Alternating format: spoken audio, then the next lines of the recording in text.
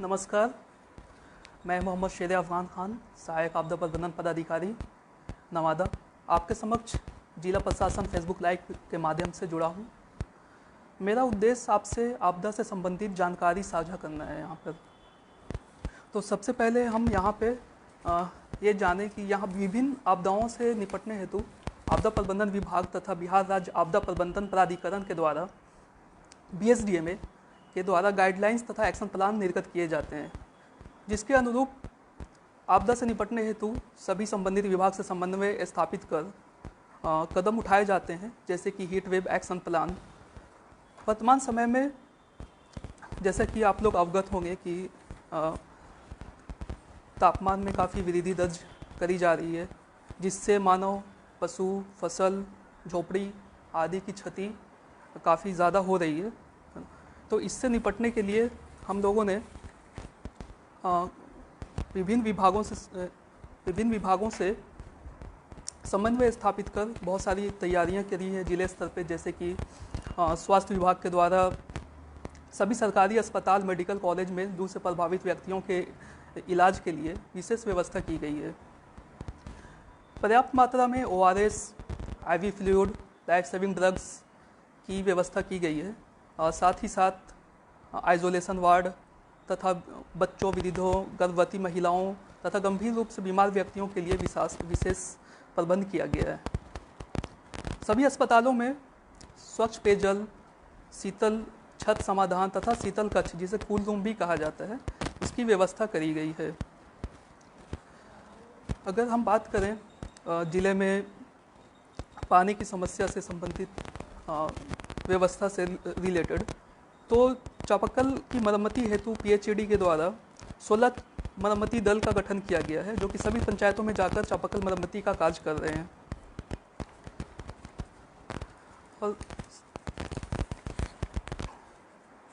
और पानी की व्यवस्था के लिए वाटर टैंकर तथा पशु के पीने की व्यवस्था के लिए पशु प्याऊ की व्यवस्था भी करी गई है। स्वास्थ्य विभाग के सहयोग से आंगनवाड़ी केंद्रों पर जीवन रक्षक घोल, जैसे ORS की व्यवस्था करी गई है। और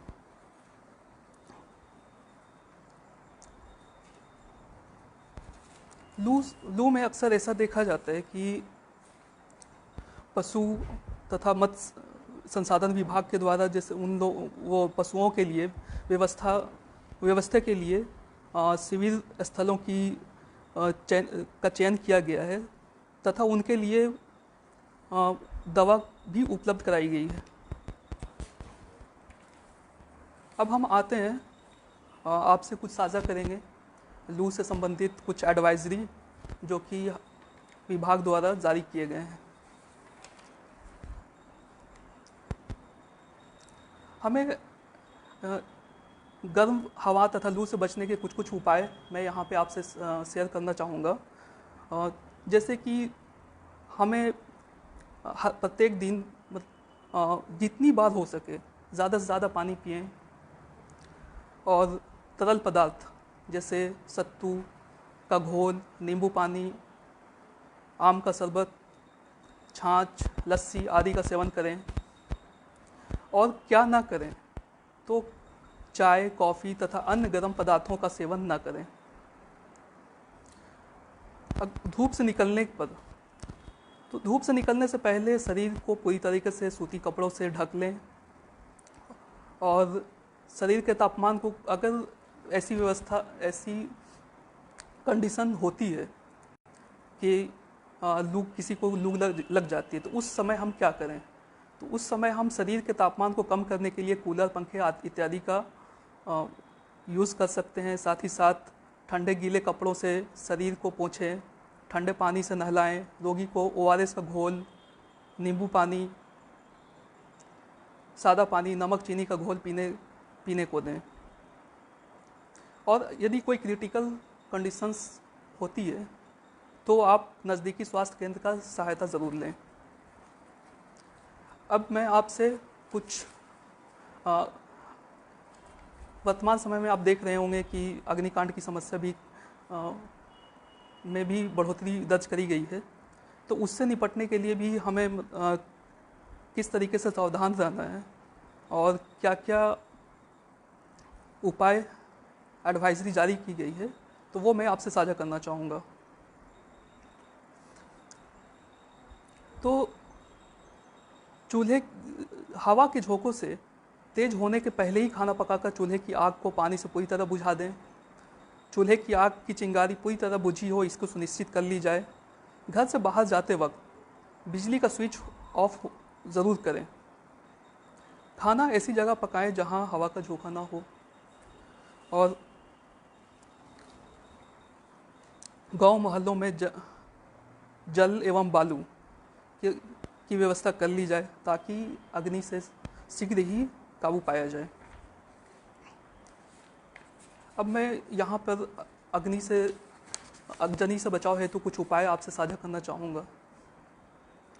जैसे कि खाना पकाते वक्त रसोई घर में व्यस्त मौजूद रहें, बच्चों को अकेला ना छोड़ें, खिड़की से स्टोव के बर्नर तक हवा ना पहुँचाए, इस बात की पूरी तसल्ली कर लें। गैस चूल्हे का इस्तेमाल करने के उपरांत के तुरंत बाद सिलेंडर का नॉब तुरंत बंद कर दें। बिजली तारों एवं उपकरणों की नियमित जांच करें।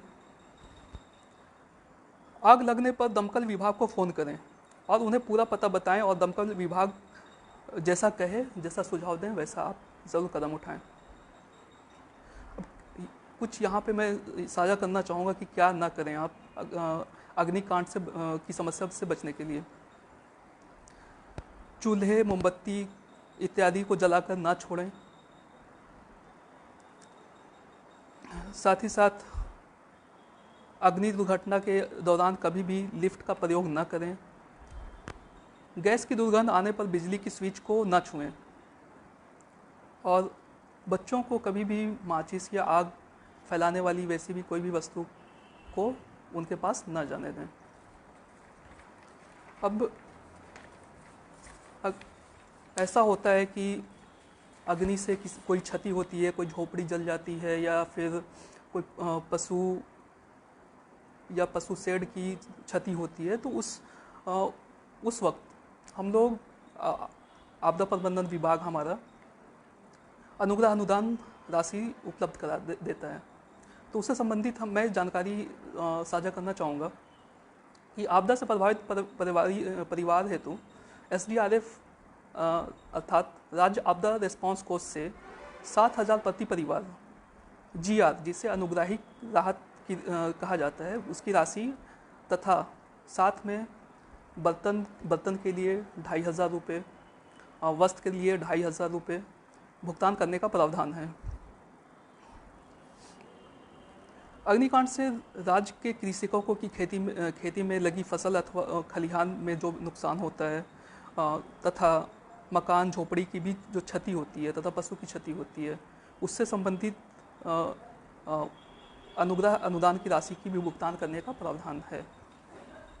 इससे साथ ही साथ मैं बता दूं आप लोगों को कि किसी भी आपदा से यदि किसी मनुष्य की मृत्यु होती है, तो उस समय हम लोग अनुग्रह अनुदान, जिसे ग्रेच्युटी रिलीफ बोलते हैं, हम लोग GR की राशि देते हैं। तो कई सारी आपदाएं, जैसे कि हमारे ज़िले में वज्रपात तथा जल स्रोत से डूबने से मृत्यु की संख्या काफ़ी अधिक है। साथ ही साथ अग्निकांड, लू लगने, सर्पदंश वगैरह से के स्थिति में हम लोग अनुग्रह अनुदान की राशि देते हैं। तो विभिन्न आपदाओं से मृतकों की आश्रितों को 4 लाख रुपये देने के अनुग्रह अनुदान देने की प्रावधान है, जो कि CFMS के माध्यम से आश्रितों के बैंक अकाउंट में डायरेक्ट भेजा जाता है। तो आवेदन आप किसी अपने संबंधित अंचल अधिकारी को आवेदन दें। उसके साथ संलग्न जो दस्तावेज आपको करने हैं वो मैं आपसे साझा कर देता हूँ यहाँ पर। सबसे पहला पोस्टमार्टम रिपोर्ट, FIR रिपोर्ट, मृत्यु प्रमाण पत्र, पारिवारिक सूची, शपथ पत्र, ये सारे दस्तावेज आप संलग्न कर अपने संबंधित अंचल अधिकारी को दें।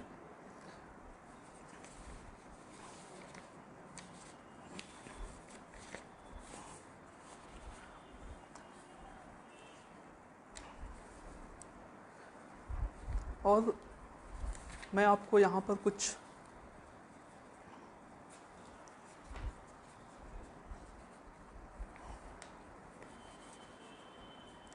इसके साथ साथ हम लोग सालों भर किसी न किसी तरीके की आपदाएं आती रहती हैं, जैसे कि ठंड में कोल्ड वेव, हीट वेव जैसी समस्या जैसे अभी वर्तमान समय में आप देख सकते हैं। और जब बरसात के समय में डूबने की घटना काफ़ी ज़्यादा आती है, तो उससे संबंधित हम लोग जो कार्य करते हैं उसको संक्षिप्त में मैं आपके साथ साझा करना चाहूँगा कि हम लोग समय समय पर तैयारियाँ, आपदा से संबंधित तैयारियाँ करते हैं, जैसे कि SDRF, NDRF तथा fire officers, district fire officers के साथ समन्वय स्थापित कर हम लोग मॉक ड्रिल करवाते हैं, जो अग्निकांड से तथा भूकंप से बचाव हेतु मॉक ड्रिल करी जाती है। आपदा के प्रिवेंशन अर्थात इसके कम करने के कुछ उपाय जो हम लोग जिले स्तर पे करते हैं, वो है जागरूकता रथ चलाना, नुक्कड़ नाटक का आयोजन करना, और हम लोग वार्निंग लोगों के साथ फेसबुक या फिर अन्य सोशल मीडिया के जरिए हम लोग लोगों के साथ मौसम संबंधित वार्निंग उपलब्ध कराते हैं, जैसे कि ऑरेंज अलर्ट हो या रेड अलर्ट हो, उस समय हीट वेव के समय, कोल्ड वेव के समय या आंधी तूफान हो, उस टाइम पे हम लोग अलर्ट जारी करते हैं। उसके अनुरूप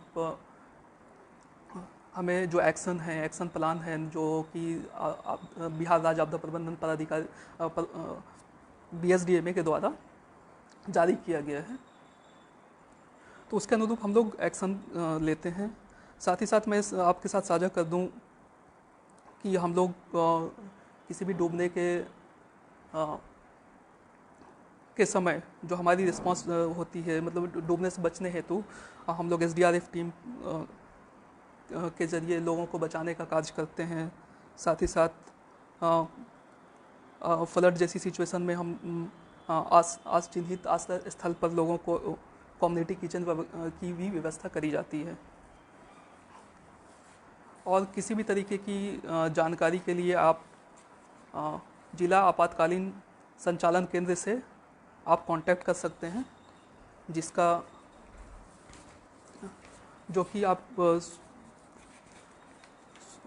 नंबर आप नोट कर सकते हैं, 06324212122।